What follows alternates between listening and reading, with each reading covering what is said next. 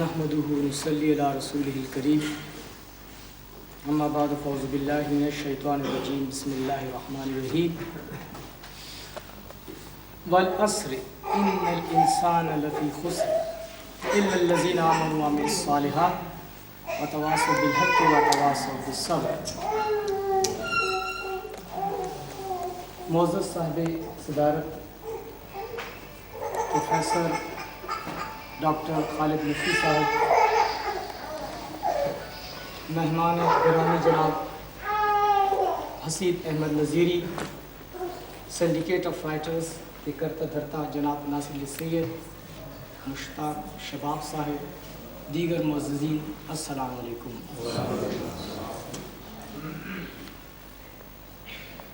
حاضرین محترم، میں اس قابل تو نہیں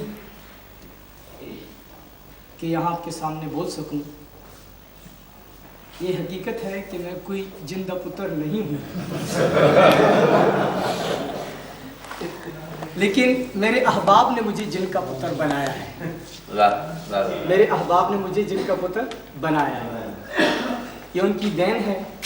چونکہ یہ ان کی دین ہے اس لیے میں اس کو نہیں ٹھکرا سکتا۔ سامعین عزیز محترم، کسی مغربی مفکر نے کہا ہے کہ I am strongest when I am weakest because that time God with me۔ میں سب سے محفوظ اور مضبوط خود کو اس وقت سمجھتا ہوں جس وقت میں لوگوں کے سامنے، حالات کے سامنے سب سے کمزور ہوتا ہوں، کیونکہ اس وقت میرا خدا میرے ساتھ ہوتا ہے۔ میرے احباب نے جو میرا حیولہ بنایا ہے، اس میں میرا کوئی خاصہ نہیں ہے۔ میں تو ایک ایسے قبیلے سے تعلق رکھتا ہوں جس کا تعلق نہ علم سے ہے، نہ ادب سے ہے، نہ شعر سے ہے، نہ سخن سے ہے، نہ قرآن سے ہے، نہ حدیث سے ہے۔ لیکن وہی بات آتی ہے کہ جمال ہم نشین در من اثر کر وگرنہ من ہما خاکم کے ہستم۔ میں تو وہی خاک، لیکن میں چند ایسے لوگوں کے پاس بیٹھا ہوں جن کی صحبت نے مجھے اس قابل کیا کہ آج آپ لوگ مجھے عزت دے رہے ہیں۔ سامعین عزیز محترم، رب تبارک تعالیٰ کا ایک نام ہے الشکور، قدردان۔ وہ قدر کرتا ہے۔ جو لوگ جس فیلڈ میں محنت کرتے ہیں وہ ان کی قدر کرتا ہے۔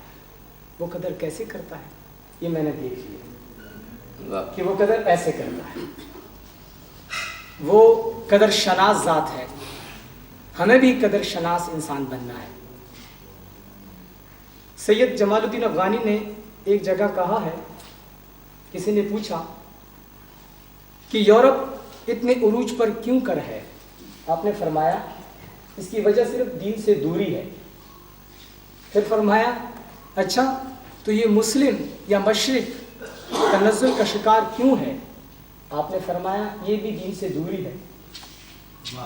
اب آپ نے کہا اس کی کیا وجہ؟ وہ بھی دین سے دوری، یہ بھی دین سے دوری، ان کی دوری ترقی بن رہی ہے، ہماری دوری تنزل بن رہی ہے، اس کی کیا وجہ؟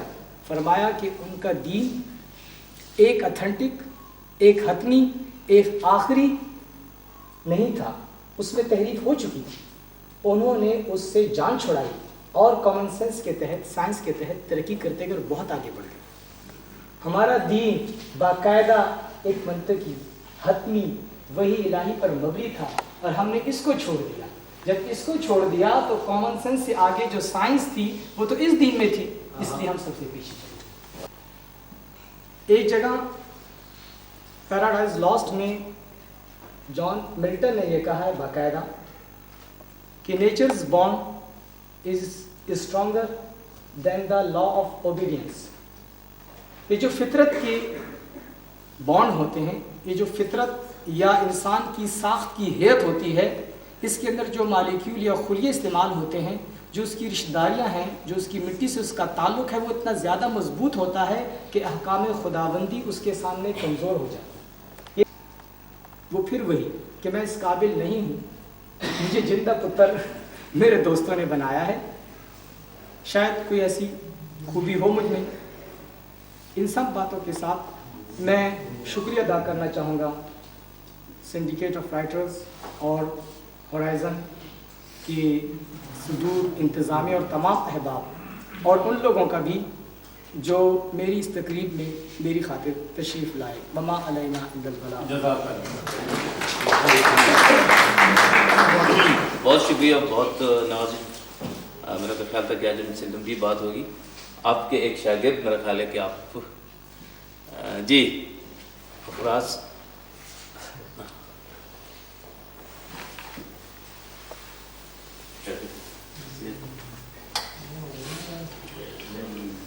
میں نے دلہا کہا تھا وہ سچ سب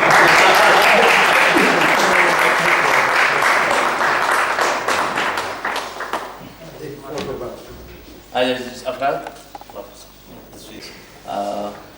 میرے دونوں برخوردار افراز اور ابتسام دونوں کو مطلب یہ اعزاز حاصل ہے کہ انہوں نے اپنی شروع کی جو تعلیم ہے اس میں نور حکیم سے بہت مدد لی. جب بھی تشریف لائے تو جو گفتگو ہماری ہوتی تھی لیکن اس کے بعد انہوں نے بھرپور ان دونوں بچوں کو اتنا ہی وقت دیا جتنا کوئی اپنے بچوں کے لیے اتنا وقت صرف کر سکتا ہے. میں نے آپ کو کہا کہ میں ان کی محبتوں کو بہت مقبول. بہت شکریہ جی افراز آپ کے بھی اور نور حکیم جیلانی آپ کے بھی. دوستوں جس سے میں نے پہلے بھی کہا تھا کہ ڈاکٹر صاحب جو میری محفل ہیں آج کے ان کے بہت سے حوالے ہیں. ان کی جو اپنی پروفیشنل لائف ہے وہ تو خیر ظاہر ایک عالمی شہرت یافتہ شخصیت ہیں جو آئے دن باہر جاتے ہیں اور کانفرنسز اور سیمینارز میں شرکت کرتے ہیں.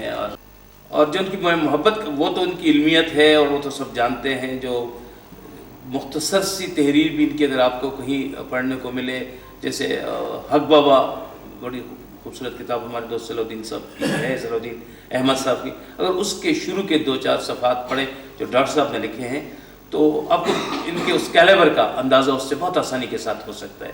مجھے جو بہت خوشی ہوئی تھی سنڈیکیٹ آف رائٹرز میں پڑھے جانے والے ان کے اس مضمون کی کہ انہوں نے شعر و ادب کے میں اپنی نفسیات کا ایک معتبر حوالہ جس میں شامل کیا تھا.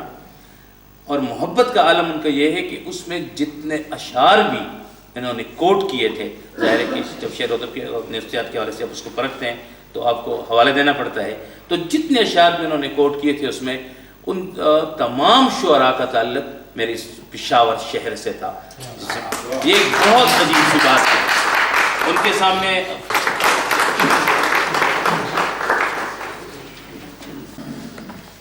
میرے انتہائی معتبر اور قابل عزیزان گرامی خواتین اور میرے ڈاکٹر صاحبان اور حضرات, مجھے سب سے زیادہ خوشی اس بات کی ہے کہ خاطر غزنوی مرحوم نے جو قدم اٹھایا تھا, جس باغ کی داغ بیل رکھی تھی, اس کی آبیاری کے لیے شاید ایک تھوڑا سا حصہ اللہ تعالیٰ نے میرے حصے میں بھی رکھا ہے. اور میں سمجھتا ہوں کہ بحیثیت ایک پشاورائٹ یہ میرا فرض ہے جو ہیں کہ خوشبودار پھول بھی ان سے بھی ان کے کاکل مشکی جو ہے